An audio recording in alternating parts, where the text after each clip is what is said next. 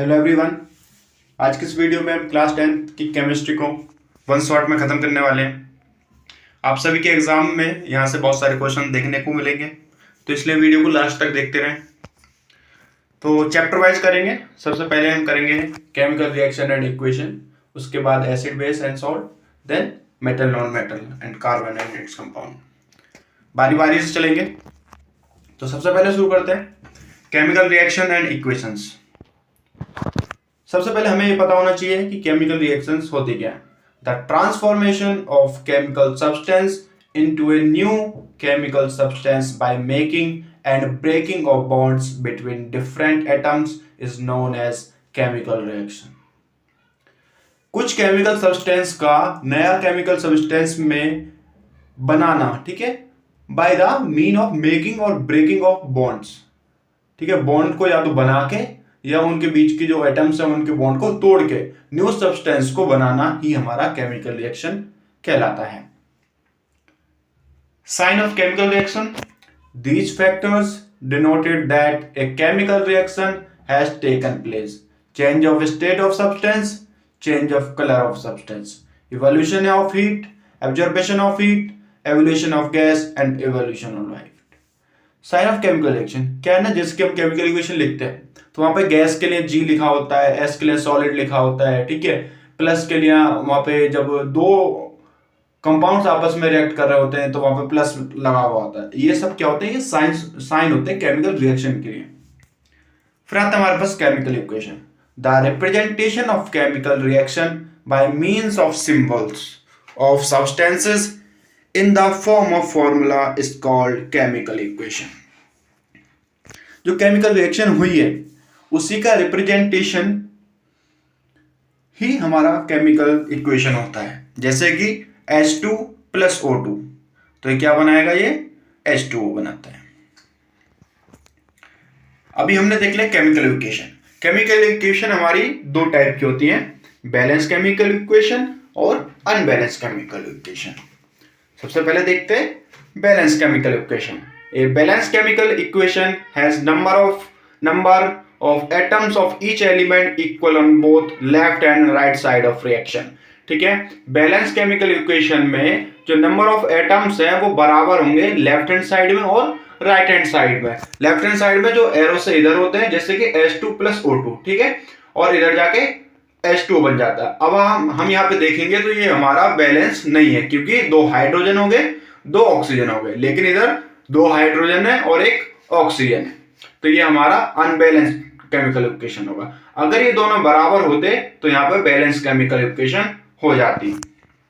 According to law of conservation of mass can neither be created nor destroyed in a chemical reaction. आप सभी को conservation of मास का law तो पता ही होगा, जो कि ये कहता है मास को ना तो बनाया जा सकता है ना ही खत्म किया जा सकता है। To obey this law the total mass of elements present in reactant must be equal to the total mass of element present in product. ठीक है, आपसे पूछा जा सकता है कि बैलेंस केमिकल इक्वेशन क्यों जरूरी है, तो इसीलिए जरूरी है क्योंकि लॉ ऑफ कंजर्वेशन ऑफ मास कहता है कि ना तो मास को बनाया जा सकता है और ना ही उसे खत्म किया जा सकता है। तो इसी लॉ को स्टेब्लिश करने के लिए हमें बैलेंस केमिकल इक्वेशंस की जरूरत होती है। अब आता है सबसे इंपॉर्टेंट पार्ट इस चैप्टर का, वो है टाइप ऑफ केमिकल रिएक्शंस। सबसे पहला आता है combination chemical reaction. When two elements और one element and one compound और two compounds combine to give one single product. ठीक है, जब रिएक्टेंट साइड यानी कि लेफ्ट हैंड साइड हमारे दो कंपाउंड होंगे, ठीक है, या फिर दो एलिमेंट होंगे और वो मिलके कोई नया एक ही प्रोडक्ट बनाएंगे। दो रिएक्टेंट से या दो से ज्यादा रिएक्टेंट से एक सिंगल प्रोडक्ट बनेगा। ठीक है, डिकम्पोजिशन केमिकल रिएक्शन इसका अपोजिट होता है। इसमें क्या होता है कि जो सिंगल रिएक्टेंट होगा और उससे एक से ज्यादा हमारा प्रोडक्ट हमें देखने को मिलेगा। डिस्प्लेसमेंट रिएक्शन, फिर तीसरा आता है displacement reaction. It takes place when a more reactive metal displaces a less reactive metal. Displacement reaction तब होता है कि जब मोर रिएक्टिव जो मेटल होगा वो लेस रिएक्टिव मेटल को डिस्प्लेस कर देता है। फिर उसके बाद आता है हमारे पास double displacement reaction in which ions are exchanged between two reactants forming new compounds are called double displacement reaction. ऐसी रिएक्शंस जिनके जिनके रिएक्टेंट्स के बीच में आयंस है वो एक्सचेंज होते हैं, इस टाइप की जो केमिकल रिएक्शन होती है उन्हें बोलते हैं डबल डिस्प्लेसमेंट रिएक्शन. उसके बाद आता है precipitation. The insoluble compound called precipitate form in this reaction. Double displacement में क्या होता है ना, एक पीपीटी बनती है, ठीक है, वो यही होता है पीपीटी, ठीक है. पीपीटी क्या होता है कि ये इनसॉल्युबल कंपाउंड होता है और ये घुलता नहीं है. Exothermic reaction. एक्सोथर्मिक रिएक्शन में क्या है कि जब रिएक्शन होगा तो वहां पे प्रोडक्शन ऑफ हीट देखने को हमें मिलता है, और एंडोथर्मिक रिएक्शन में हमें हीट देनी पड़ती है. Most of the combination reaction are endothermic. और जो कॉम्बिनेशन रिएक्शन होती है वो मोस्टली हमारी एंडोथर्मिक होती है और डिकम्पोजिशन रिएक्शन हमारी एक्सोथर्मिक होती हैं. फिर आता है oxidation and reduction. Gain of oxygen और रिमूवल ऑफ हाइड्रोजन और metallic element from a compound is known as oxidation. Oxidation reaction में क्या होगा, या तो हमें ऑक्सीजन ली जा रही है या फिर हम कह सकते हैं जहां से हाइड्रोजन को हटाया जाए, वो हमारी ऑक्सीडेशन रिएक्शन हो जाती है. उसके बाद आता है हमारे पास रिडक्शन. रिडक्शन इसका अपोजिट है, यहाँ पे एडिशन ऑफ हाइड्रोजन हो रहा होता है और रिमूवल ऑफ ऑक्सीजन हमें देखने को मिलता है. उसके बाद आता है रिडॉक्स. रिडॉक्स रिएक्शन ऐसी रिएक्शन होती है जिसमें ऑक्सीडेशन और रिडक्शन दोनों हो रहा हो, ठीक है. इन दोनों का कॉम्बिनेशन से ही हमारा रिडॉक्स रिएक्शन बनता है. एक chemical reaction where oxidation and reduction both take place, ठीक है, are called as redox reaction. जैसे कि हमारा एग्जांपल है सोडियम हाइड्रोक्साइड प्लस HCl, ठीक है, हाइड्रोक्लोरिक एसिड. तो यहाँ पे जो रिएक्शन बनेगा वो सोडियम क्लोराइड. सोडियम ने हाइड्रोजन को डिस्प्लेस कर दिया और प्लस H2O.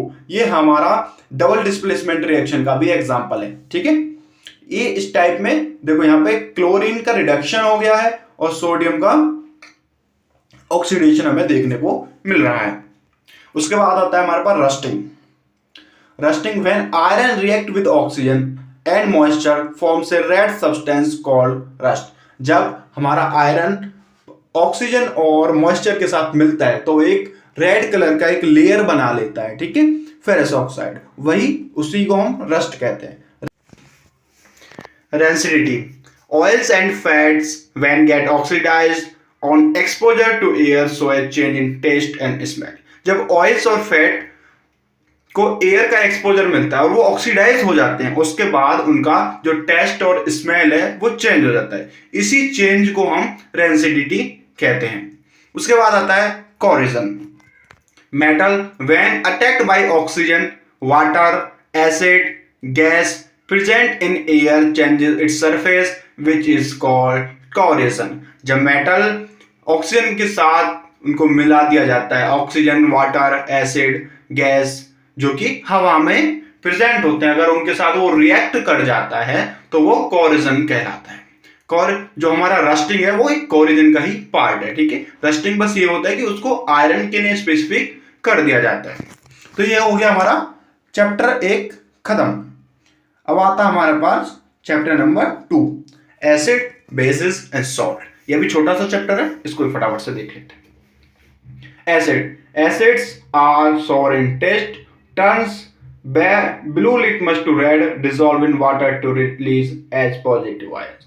जो एसिड होते हैं वो टेस्ट में सॉर होते हैं और ये जो ब्लू लिटमस होता है उसको रेड में कन्वर्ट कर देते हैं, और जब इनको पानी में घोला जाता है तो ये हमारे पास H पॉजिटिव आयंस भी रिलीज करते हैं. एग्जांपल है एसिड के विनेगर, हाइड्रोक्लोरिक एसिड जिसे बोलते हैं HCl and sulphuric acid. The king of acid is called sulphuric acid, ठीक है.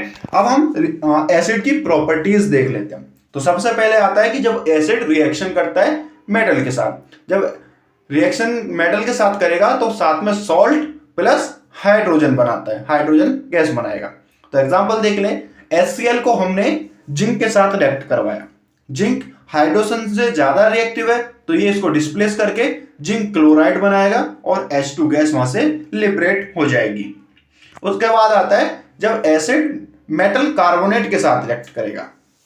जब मेटल कार्बोनेट के साथ रिएक्ट करेगा तो वो बनाएगा सॉल्ट, CO2 और वाटर. H2O, ठीक है, एसिड। और इसका एग्जांपल ले लेते हैं, HCl ले लिया और सोडियम कार्बोनेट ले लिया, तो क्या करेगा ये, सोडियम क्लोराइड बना देगा, यानी कि सॉल्ट बन गया, और साथ में CO2 प्लस H2O बनाएगा। जब जो एसिड है वो मेटल हाइड्रोजन कार्बोनेट या फिर मेटल बाइकार्बोनेट के साथ रिएक्ट करेगा तो वो सेम बनाएगा, ठीक है, सॉल्ट बनाएगा, CO2 बनाएगा और वाटर बनाएगा, ठीक है। मेटल कार्बोनेट और कार्बोनेट के साथ उनका जो कनेक्शन है वो सेम ही है। और जब वो मेटल ही, अभी तक हमने देखा कि वो मेटल के साथ करे, मेटल कार्बोनेट के साथ करे, मेटल हाइड्रोजन कार्बोनेट के साथ करे, तो वो हमारे पास एक सॉल्ट बनाएगा ही बनाएगा। जब जो एसिड है वो मेटेलिक ऑक्साइड के साथ अगर रिएक्ट करे तो क्या करेगा, यहां पे भी वही सॉल्ट प्लस वाटर बना देगा वो, ठीक है। जब एसिड प्लस मेटल ऑक्साइड होगा तो तब भी वो सॉल्ट प्लस H2O बनाएगा। इसका एग्जांपल देख लेते हैं, HCl plus CO copper oxide, तो क्या होगा, यहां से कॉपर हाइड्रोजन को रिप्लेस कर देगा, डिस्प्लेस कर देगा, और कॉपर क्लोराइड प्लस H2O में देखने को मिलेगा। जब एसिड को पानी के अंदर डाला जाता है तो उस टाइम हमारे पास क्या रिएक्शन हमें देखने को मिलता है, acid produce H positive ions when dissolve in water, H positive ions can not exist alone, ठीक है। जब एसिड को पानी के साथ मिलाया जाता है तो वो क्या करता है कि जो H पॉजिटिव आयंस को वो प्रोड्यूस करता है, लेकिन H पॉजिटिव आयंस की खासियत होती है वो अकेले नहीं रह सकते, तो उसके बाद क्या करते हैं वो ना, H पॉजिटिव जो आयंस है वो H2O के साथ मिलके H3O बना देते हैं, हाइड्रोनियम आयंस, और उसके बाद वो इलेक्ट्रिसिटी कंडक्ट कर पाते हैं। अब अभी हमने पढ़ा कि एसिड के बारे में पढ़ लिया, ठीक है, इसकी प्रॉपर्टीज पढ़ ली। अब एसिड होते हैं हमारे दो तरीके के, ठीक है, एक होगा डिल्यूट और एक कॉन्सेंट्रेटेड। कॉन्सेंट्रेटेड होगा प्योर एसिड जिसे कह सकते हैं, ठीक है, और डिल्यूट जिसमें हम एडिशन ऑफ वाटर कर सकते हैं, ठीक है। जब कॉन्सेंट्रेशन ऑफ H3O पॉजिटिव हमारी घट जाती है पर यूनिट वॉल्यूम, तो इस रिजल्ट जो ये अब हमारे पास सॉल्यूशन बना है इसको हम डिल्यूट एसिड बोलते हैं, ठीक है। और जब एसिड को पानी के साथ रिएक्ट करा जाता है तो ये बहुत ज्यादा एक्सोथर्मिक रिएक्शन अभी मैंने पहले बताया था। एक्सोथर्मिक रिएक्शन क्या है, यहां से बहुत ज्यादा हीट निकलती है। Acids when dissolve in water release large amount of heat, जैसा कि अभी मैंने बताया, if water is added to concentrated acid then the heat generated may cause the mixture to splash out and cause bumps। लेकिन जब भी हमें कोई एसिड और वाटर का मिक्सचर बनाना है तो हमें क्या करना है, जो एसिड है उसको वाटर के अंदर डालना है, ठीक है, वाटर को एसिड के अंदर नहीं डालना है। अगर वाटर को एसिड के अंदर डालोगे तो उससे क्या होगा, जो मिक्सचर आप बना रहे हो ना वो पूरा बिखर सकता है, जो आपका बीकर है वो टूट सकता है। Hence, to avoid burns, acid must be added dropwise into water with constant stirring। और जब वो आप उस एसिड को मिलाते रहो पानी के अंदर तो उसको घुमाते रहो, हिलाते रहो, so that the heat generated spread over in water। और जो कि क्योंकि जब अभी मैंने बताया कि ये बहुत एक्सोथर्मिक रिएक्शन है तो इस वजह से उसमें जो हीट निकले वो जो वाटर है उसके साथ साथ स्प्रेड हो जाए, ठीक है, एक जगह कॉन्सेंट्रेट ना हो। अगर एक जगह कॉन्सेंट्रेट होगा तो वो उस बीकर को वो तोड़ देगा। स्ट्रॉन्ग एसिड, ठीक है, एसिड दो टाइप के हो गए, स्ट्रॉन्ग एसिड और वीक एसिड। स्ट्रॉन्ग एसिड होते हैं रिलीज मोर H पॉजिटिव आयंस, जैसे कि हो गए हमारे पास HCl। वीक एसिड हो गए जो थोड़े कम H पॉजिटिव आयंस प्रोड्यूस करते हैं, जैसे कि एसिटिक एसिड हो गए। फिर होता है हमारे पास स्ट्रॉन्ग बेस और वीक बेस। स्ट्रॉन्ग बेस क्या करता है, OH ज्यादा देगा, ठीक है, और वीक बेस OH आयंस कम देगा, जैसे कि एग्जांपल होगा CH3COOH बेसिस। अभी तक हमारा एसिड कंप्लीट हो चुका है, अब हम देख लेते हैं बेस क्या होता है। Base are bitter in taste, जो बेस होते हैं वो टेस्ट में बिटर होते हैं, और जो रेड लिटमस पेपर होता है उसको वो ब्लू कर देते हैं, ठीक है। आपको याद रखना है बेस ब्लू और एसिड रेड। आपसे पूछा जा सकता है कि properties of base and properties of acids बताओ, तो वहां पे आपको एक काम आएगा। और जब बेस को वाटर के साथ मिलाया जाता है तो ये हमारे पास OH नेगेटिव आयंस प्रोड्यूस करता है। Example sodium hydroxide and potassium hydroxide. अब जैसे कि हमने अभी एसिड के साथ देखा था मेटल के साथ क्या क्या बना रहे हैं, ठीक है। अब हम देख लेते हैं जो बेस है वो मेटल के साथ रिएक्शन करेगा तो क्या करेगा, ये भी सॉल्ट प्लस हाइड्रोजन गैस बनाएगा जैसे कि हमारा एसिड बना रहा था। और जब ये जो मेटल के साथ जो रिएक्शन हो रहा है, ये रिएक्शन तभी पॉसिबल है जब हमारा बहुत ज्यादा हाईली रिएक्टिव मेटल्स होंगे, ठीक है, जैसे सोडियम और पोटाशियम हो गए, बहुत ज्यादा सबसे ज्यादा हाईली रिएक्टिव मेटल्स हैं। बेसिस का रिएक्शन नॉन मेटल ऑक्साइड के साथ क्या होगा, ठीक है, जब बेस को नॉन मेटल ऑक्साइड के साथ मिलाया जाएगा तो सॉल्ट प्लस H2O बना देगा। बेस को वाटर के साथ मिलाया जाएगा तो मैंने बताया कि वो OH नेगेटिव आयंस प्रोड्यूस करेगा। और ऐसे बेस, ठीक है, जब बेस को पानी में मिलाया दिया जाता है तो उस जो सॉल्यूशन बनता है उसको अल्कालीस कहा जाता है और वो इलेक्ट्रिसिटी कंडक्ट करता है, ठीक है। डिल्यूट एसिड भी हमारा इलेक्ट्रिसिटी कंडक्ट करेगा और अल्कालीस भी, हम कह सकते हैं डिल्यूट बेस कह सकते हैं अल्कालीस को एक अदर लैंग्वेज में, लेकिन आपको अल्कालीस ही याद रखना है। Decrease in OH negative ions single concentration per unit volume result in formation of dilute base. जैसे मैंने भी बताया जब OH नेगेटिव की जो आयंस की कंसंट्रेशन है वो कम होती जाएगी, ठीक है, तो वो डिल्यूट बेस बनाएगा। It is a exothermic reaction, ये भी एक हमारा एक्सोथर्मिक रिएक्शन है क्योंकि यहाँ पे जो बॉन्ड है ना वो टूट रहे हैं, जहां बॉन्ड टूटेगा वहां हमारे पास हीट प्रोड्यूस होगी ही होगी, ठीक है। To make basic solution base must be added drop wise into water with constant stirring so that the heat generated spread over in water, ठीक है। जैसा कि अभी हमने एसिड के केस में देखा, बेस के केस में भी सेम वही है कि आपको ड्रॉप वाइज वाटर के अंदर बेस डालना है, उसको चलाते रहना है, ठीक है, क्योंकि इसमें भी हमारा एक्सोथर्मिक रिएक्शन है ये भी। उसके बाद आते हैं हमारे पास indicators. Indicators are those substances which tells us about a substance is acidic or basic by change in color. Indicators ऐसे substance होते हैं जो हमें ये बताते हैं कि कोई चीज हमारी एसिड है या बेस है, जिसकी मदद से हम ये पता कर पाते हैं कि हमारा जो एक कंपाउंड एक सॉल्यूशन है जो दिया गया है वो एक बेसिक सॉल्यूशन है या फिर एसिडिक सॉल्यूशन है। इसके एग्जांपल हैं क्लोव यानी कि हमारी जो लौंग होती है, वनीला, ऑनियन, ठीक है, ये ऐसे एग्जांपल जो हमारे घरों पे मिल जाते हैं, जैसे टर्मरिक हो गया, ये भी आपका एक बहुत अच्छा एग्जांपल है। इंडिकेटर्स हमारे 3 टाइप के होते हैं। Olfactory indicators, those substances whose odour change in acidic और basic media are called olfactory indicators. Olfactory indicators होते हैं ऐसे जिनकी हमें स्मेल से पता चलता है, ठीक है, अगर आप उसको एसिड में डालोगे तो उसकी स्मेल चेंज हो जाएगी, ठीक है, बेस में डालोगे तो उसकी स्मेल चेंज हो जाएगी, ठीक है। फिर आता है नेचुरल इंडिकेटर, जैसे टर्मरिक हो गया, लिटमस हो गया, ठीक है, जो लिटमस पेपर होता है वो लिचन से बनता है, ठीक है, ये हमारे नेचुरल इंडिकेटर्स हो गए। उसके बाद आते हैं हमारे पास सिंथेटिक इंडिकेटर्स, ऐसे इंडिकेटर्स जो केमिकली हम लोगों ने बनाए हैं, जैसे कि मिथाइल ऑरेंज हो गया, फिनोक्थिलीन हो गया, ठीक है, ये हमारे 2 सबसे मेन सिंथेटिक इंडिकेटर्स हैं। आपको याद रखने, एक 2 एग्जांपल याद कर लो, काफी है। अब देख लेते हैं, अभी हमने जो इंडिकेटर्स पढ़ा उसमें से कुछ इंडिकेटर्स लिए हैं और उसमें हम ये देखेंगे कि वो एसिड के साथ कैसे रिएक्ट करता है और बेस के साथ कैसे रिएक्ट करता है। सबसे पहले आता है रेड लिटमस।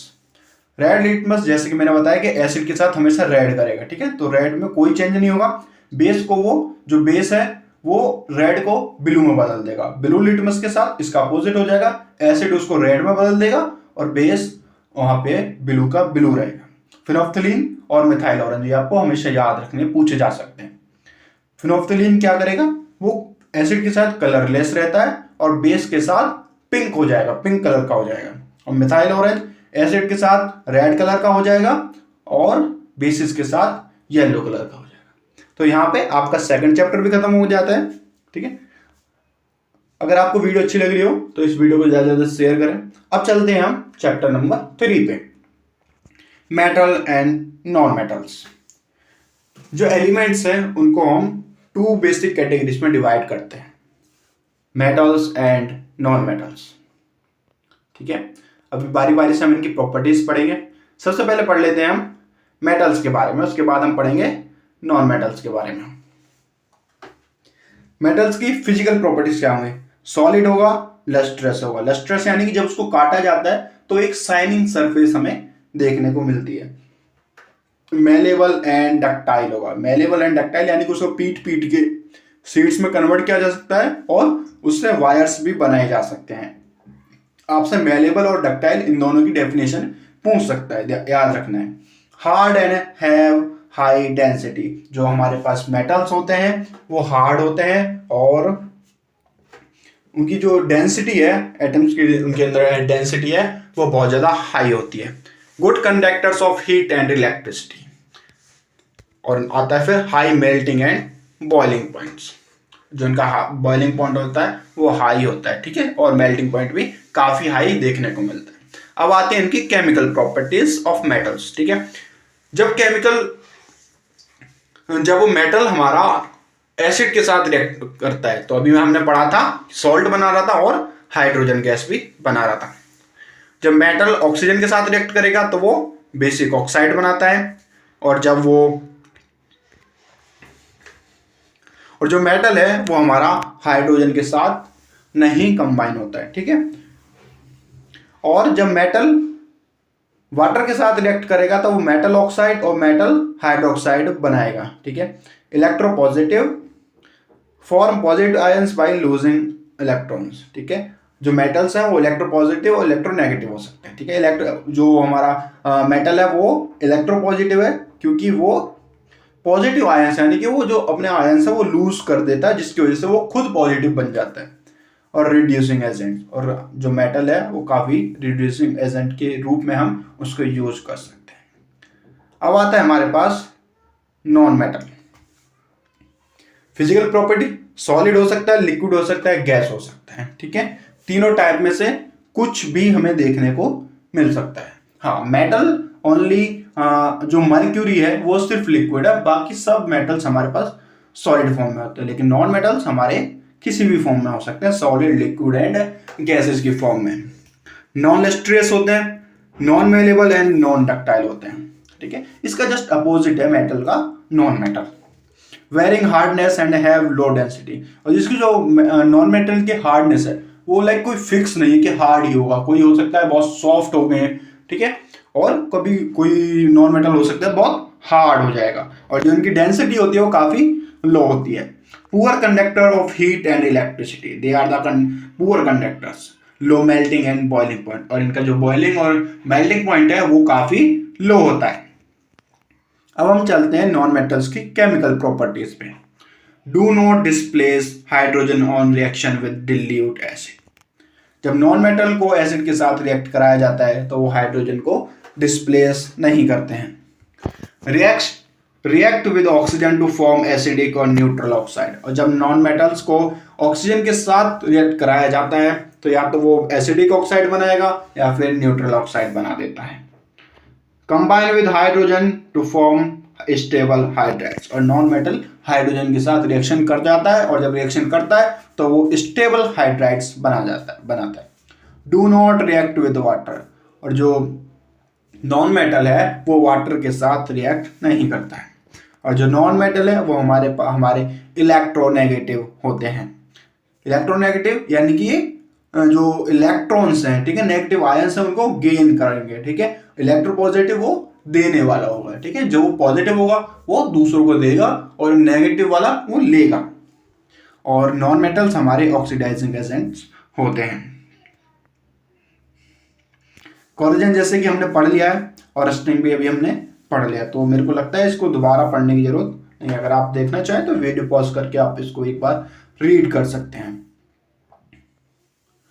अब जो हमने भी मेटल जो एलिमेंट्स हैं उनको नॉन मेटल और मेटल के बारे में पढ़ लिया। अब आते हैं हमारे पास आयोनिक कंपाउंड्स और कोवेलेंट कंपाउंड्स। आयोनिक कंपाउंड्स की प्रॉपर्टीज क्या क्या है? यूजुअली क्रिस्टलाइन सॉलिड, ये सॉलिड होते हैं, ठीक है। Have high melting and boiling point. Ionic compounds के जो मेल्टिंग और बॉइलिंग पॉइंट है वो काफी हाई होते हैं। Conduct electricity when dissolve in water और मेल्टेड। जो आयोनिक कंपाउंड है ये इलेक्ट्रिसिटी कंडक्ट करते हैं जब इन्हें वाटर में या फिर इन्हें पिघला दिया जाता है। Usually soluble in water and insoluble in organic solvent। Ionic compound water में soluble होते हैं और जो बाकी ऑर्गेनिक सॉल्वेंट हैं उन सब में इनसॉल्युबल होते हैं। अभी हमने देख लिया आयोनिक कंपाउंड, अब हम चलते हैं कोवेलेंट कंपाउंड्स पे। Usually liquid gases few are solids.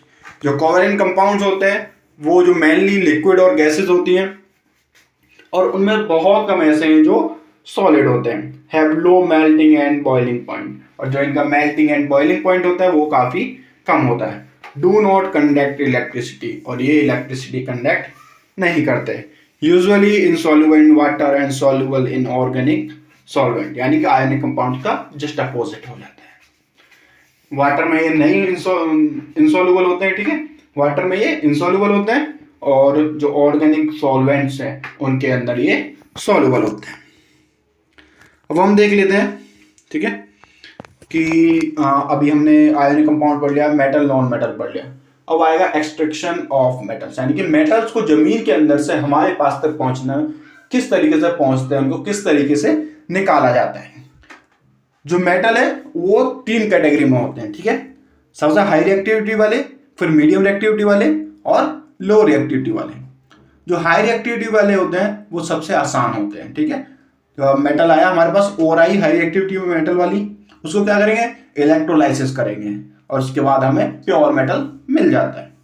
फिर आता है हमारे पास मीडियम रिएक्टिविटी। मीडियम रिएक्टिविटी में हमें 2 टाइप के और देखने को मिलती हैं, कार्बोनेट और सल्फाइड और। कार्बोनेट और में क्या होगा, कैल्सिनेशन प्रोसेस होता है जहां पे जो ऑक्सीजन है वो सप्लाई होती है, ठीक है, उसके बाद उसे बहुत ज्यादा हीट किया जाता है। और जो सल्फाइड हो रही है उसको होता है रोस्टिंग, जहां पे जो लिमिटेड अमाउंट ऑफ ऑक्सीजन उसको दी जाती है, ठीक है, या फिर कह सकते हैं ना ही दी जाती है, ठीक है, ऑक्सीजन एब्सेंस ऑफ ऑक्सीजन में उसको हीट किया जाता है, तो वो रोस्टिंग हो जाता है। जब कैल्सिनेशन और रोस्टिंग हो गया उसके बाद इन दोनों का प्रोसेस सेम है, बस कार्बोनेट और के लिए कैल्सिनेशन है और सल्फाइड और के लिए रोस्टिंग। उसके बाद रोस्टिंग और कैल्सिनेशन करने के बाद हमारे पास मेटल ऑक्साइड बन जाती है। मेटल ऑक्साइड को फिर रिडक्शन कर देते हैं, ठीक है, और जब रिडक्शन के बाद उसको फिर प्यूरिफाई करते हैं और फिर हमारे पास एक मेटल मिल जाता है। अब आते हैं लो रिएक्टिविटी वाले। जो लो रिएक्टिविटी वाले मेटल्स होते हैं वो मेनली सल्फाइड ओर की फॉर्म में मिलते हैं। सल्फाइड ओर की फॉर्म में मिला है तो सबसे पहले उनको क्या करेंगे, रोस्टिंग करेंगे। रोस्टिंग करने के बाद हमें मेटल मिल जाएगा और मेटल के बाद उसकी रिफाइनिंग कर देंगे। तो ये हो गया हमारा कि हमारे जो मेटल्स हैं उनको जमीन से किस तरीके से एक्सट्रैक्ट करा जा सकता है। यहाँ पे कैल्सिनेशन एंड रोस्टिंग, ये 2 सबसे इंपॉर्टेंट टर्म्स हैं, आपको इन्हें याद रखना है। अब कुछ टर्म्स हैं जो अभी हमने पढ़ी थी, ठीक है, पीछे, तो दोबारा से एक बार इन्हें देख लेते हैं। Malleability, ability of an element due to which it can be beaten with hammer into thin sheets. Malleability metals की ऐसी प्रॉपर्टी होती है, ठीक है, ये मेटल की प्रॉपर्टी होती है बेसिकली, जिसकी वजह से जो भी एलिमेंट है उसको पीट के एक शीट्स में कन्वर्ट किया जा सकता है। Ductility, ability of any element due to which it can be drawn into wires. Elements की ऐसी एबिलिटी जिसकी वजह से उनसे हम वायर्स बना सकते हैं, उन्हें उस प्रॉपर्टी को हम डक्टिलिटी कहते हैं। सोनरस ऐसे होते हैं कि जब किसी एलिमेंट को हम जब हार्डली हिट करते हैं तो हमारे साउंड प्रोड्यूस करते हैं। Brittleness, property of an element to break easily into pieces on hammering और स्ट्रेचिंग। ब्रिटलनेस, ऐसे एलिमेंट्स, ठीक है, ऐसे एलिमेंट्स होते हैं जिनको हम थोड़ा सा भी मारते हैं तो वो टूट के टुकड़ों में बिखर जाते हैं। जो ऐसे एलिमेंट्स होंगे वो ये प्रॉपर्टी उनकी ब्रिटलनेस हो जाएगी। तो यहाँ पे हमारा चैप्टर नंबर 3 भी एंड हो जाता है। अब आता है हमारे पास chapter number 4, carbon and its compound. Properties हैं, सबसे पहले देख लेते हैं properties and versatile nature of carbon. Carbon हमेशा कोवेलेंट बॉन्ड बनाएगा, ठीक है, टेट्रावेलेंट होता है, टेट्राहेड्रल होता है। कार्बन के हमें 3 एलोट्रोप्स देखने को मिलते हैं, डायमंड, ग्रेफाइट, फुलरेंस, ठीक है, जिसको C60 भी बोला जाता है। कार्बन की एक प्रॉपर्टी होती है catenation, unique property of self linking of carbon atoms, ठीक है, कार्बन की एक एक यूनिक प्रॉपर्टी है कैटिनेशन।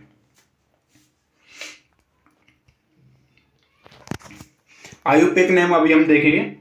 अब सबसे पहले देख लेते हैं कार्बन की जो केमिकल प्रॉपर्टीज हैं। वो कार्बन को जो कंबशन किया जाएगा यानी कि ऑक्सीजन के साथ मिलाया जाएगा तो क्या करेगा वो कि वो जल उठेगा और क्या बनाएगा, CO2 बना देगा। सब्स्टिट्यूशन क्या होगा कार्बन का, रिप्लेसमेंट ऑफ एन एटम और a group of atoms in a organic molecule by another atoms और ग्रुप ऑफ एटम्स, यानी कि जो कार्बन कंपाउंड्स है वो सब्स्टिट्यूट भी हो जाते हैं। Addition of two reactants to form a single product, ठीक है, जो दो रिएक्टेंट से फिर हम एक सिंगल प्रोडक्ट बना लेते हैं। ऑक्सीडेशन, एडिशन ऑफ ऑक्सीजन, ठीक है। ये कुछ कार्बन के कंपाउंड्स हैं सभी, तो हम पहले देख लेते हैं आयुपेक ने।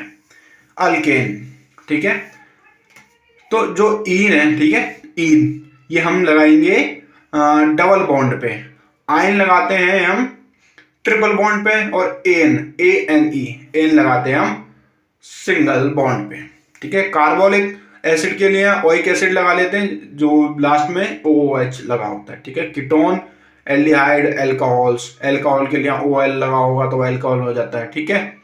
जैसे एल्कीन, कीन प्लस इसमें AN है, ठीक है, इसमें और लास्ट में ENE आ गया, यानी कि डबल बॉन्ड हो जाएगा। अगर डबल बॉन्ड तो प्रायोरिटी रखना है ट्रिपल बॉन्ड, फिर डबल बॉन्ड, फिर सिंगल बॉन्ड। अगर ट्रिपल बॉन्ड है तो पहले प्रायोरिटी देना है ट्रिपल बॉन्ड को। नॉमेनक्लेचर की एक अलग से वीडियो बना दूंगा, मैंने बनाई हुई भी, आप उसको दोबारा देख सकते हो, ठीक है।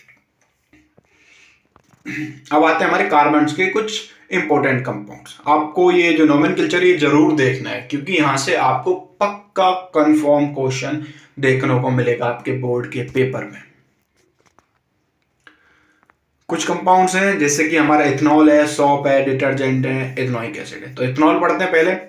इथेनॉल की प्रॉपर्टीज है, कलरलेस होगा, स्मेल काफी डिस्टिंग होगी, बर्निंग टेस्ट होगा, soluble in water in all proportion, neutral to litmus, ठीक है। इथेनॉल वाटर में सॉल्युबल होगा और जब इसको लिटमस टेस्ट करा जाएगा तो ये न्यूट्रल दिखाएगा। जब इथेनॉल का हम सोडियम के साथ रिएक्शन कराते हैं तो क्या बनेगा, ये इथेनॉल का फॉर्मूला है CH2CH3CH2OH प्लस सोडियम Na। जब इसको बनाएंगे तो ये बना देगा CH3CH2ONa, यानी कि हाइड्रोजन को हमारे यहां से डिस्प्लेस कर देगा।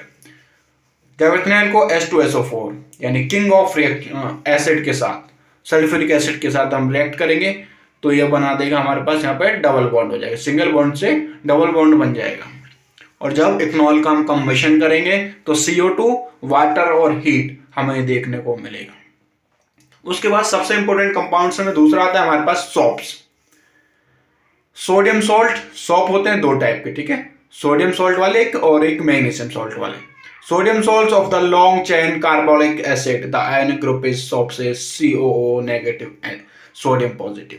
जो सॉप्स होते हैं ये सोडियम सॉल्ट होते हैं, ठीक है, long chain of carbonic acid, ठीक है, कार्बोक्सिलिक एसिड की लॉन्ग चेन होते हैं और लास्ट में जाके इनमें सोडियम का सॉल्ट मिल जाता है।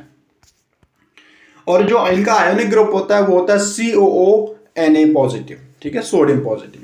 Not suitable for washing purpose when water is hard. जो सॉप है जब वाटर हार्ड होता है तो वहां पे ये काम नहीं करते, उसके लिए हमें डिटर्जेंट की जरूरत पड़ती है। Sodium salt of long chain benzene sulphonic acid, ठीक है, वहां कार्बोक्सिलिक एसिड की हो रही थी, यहाँ पे बेंजीन सल्फोनिक एसिड का ये सॉल्ट होता है सोडियम के साथ। The ionic group in A detergent is SO3 negative and sodium positive और SO4 नेगेटिव और सोडियम पॉजिटिव, ठीक है, ये दोनों इनके आयोनिक ग्रुप है। Can be used for washing even when the water is hard. जब वाटर हार्ड होता है तब भी हम इसका यूज कर सकते हैं, ठीक है। डिटर्जेंट हमारा सॉफ्ट वाटर और हार्ड वाटर में ही यूज होता है। अगर हमारा सॉप अगर हमारा हार्ड वाटर में काम कर जाता है तो डिटर्जेंट की हमें बनाने की कोई जरूरत नहीं पड़ती, लेकिन वहाँ ये काम नहीं करता है तो इसके लिए फिर हमें डिटर्जेंट बनानी पड़ी, ठीक है। सॉप और डिटर्जेंट में जो इनका डिफरेंस है वो भी आपको ध्यान से देख लेना है। फिर आता है हमारे पास ethanoic acid. Ethanoic acid colourless होगा, पंजेंट स्मेल लिक्विड होगा, soluble in water in all, पानी में भी ये सॉल्युबल होगा। जब इसको सोडियम कार्बोनेट के साथ मिलाया जाएगा तो ये आपका CO2 और वाटर हमारा निकलेगा, ठीक है, CO2 प्लस H2O निकलेगा, जो रिएक्शन से आप उनको ध्यान से देख लेना, ठीक है। ये एस्टरिफिकेशन हो गया, ठीक है। Reaction with sodium hydrogen carbonate, जब इसको सोडियम हाइड्रोजन कार्बोनेट के साथ रिएक्ट करा जाएगा तो क्या करेगा, CH3COO sodium plus CO2 plus H2O ये बना देगा, एस्टरिफिकेशन, ठीक है। एस्टरिफिकेशन की जो हमारी रिएक्शन है वो उसमें जो एसिड है वो हमारा सल्फ्यूरिक एसिड यूज किया जाता है और साथ में हीट दी जाती है। जो ट्रायंगल होता है ये हमारा साइन ऑफ हीट होता है, यानी कि यहाँ पे हीट दी जा रही है। उसके बाद हाइड्रोलाइसिस हो गया। हाइड्रोलाइसिस कोई भी इथेनोइक एसिड है, ठीक है, इथेनोइक एसिड में सोडियम हाइड्रोक्साइड मिला दिया जाता है तो वो बना देगा C2H8OH, ठीक है, प्लस CH3COOH। तो यहाँ पे आपकी केमिस्ट्री कंप्लीट हो जाती है। अगर आप इतना भी पढ़ लेते हैं तो काफ़ी है, इनफ है, आप पेपर में बहुत अच्छा करके आएंगे। So believe in your self and do your best.